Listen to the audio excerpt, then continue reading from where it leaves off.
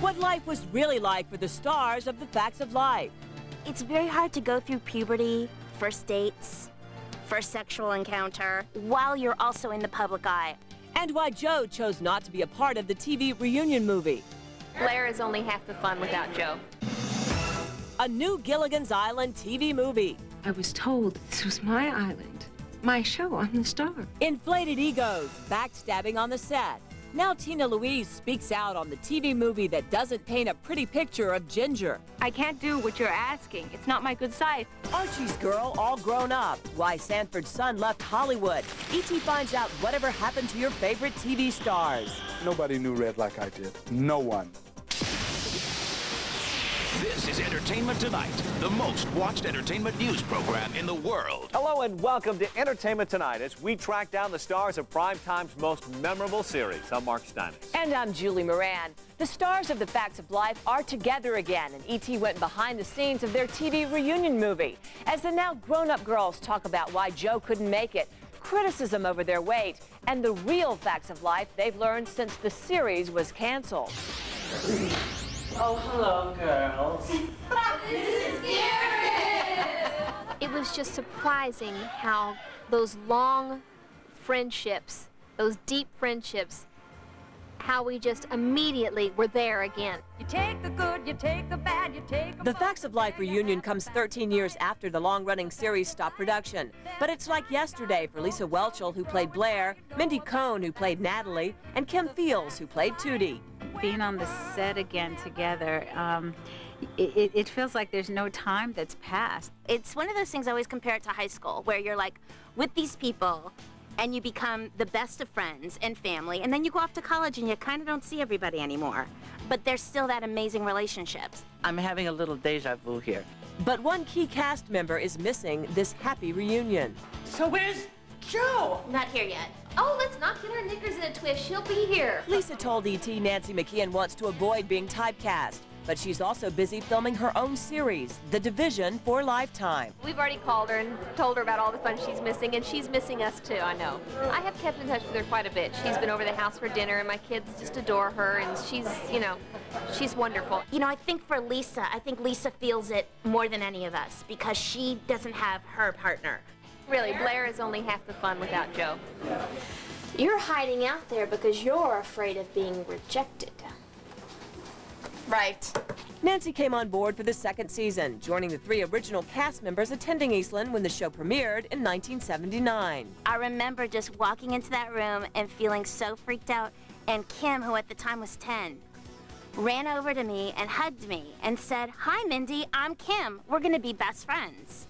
I was just like, buck-toothed black child from Harlem, like, what am I doing here? Let me go home. After a bumpy start, the NBC show became must-see viewing for its young female fans. I do believe we really worked hard to get the issues across that preteen and teenagers were really concerned and confused and troubled about.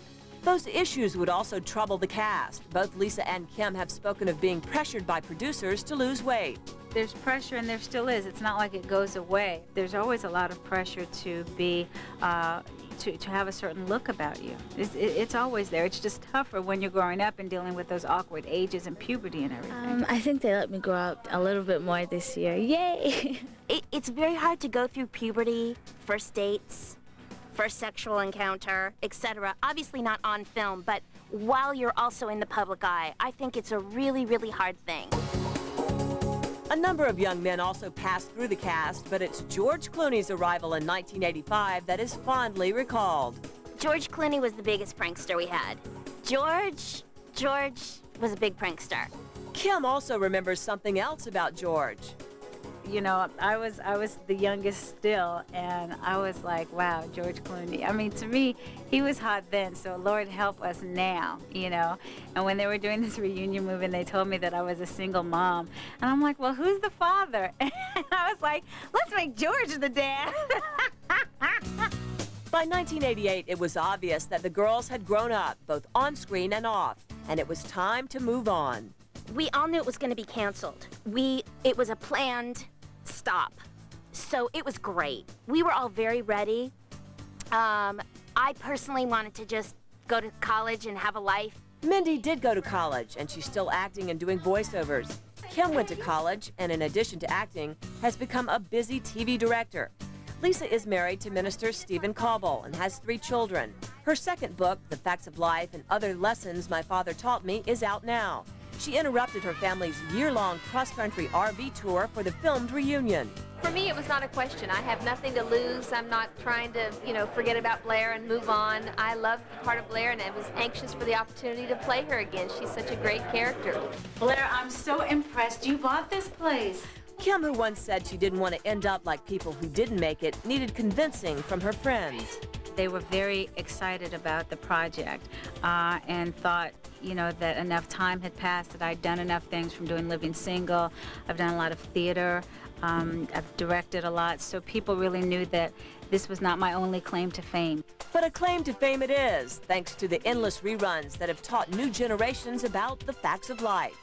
Today, there are women in their early 30s who say that they grew up with us, and now they're watching it again with their little daughters.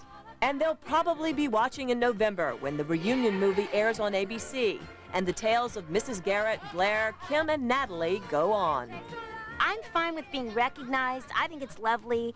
I always tell the story that if I was ever stranded anywhere in America, I could knock on someone's door, they let me use the phone.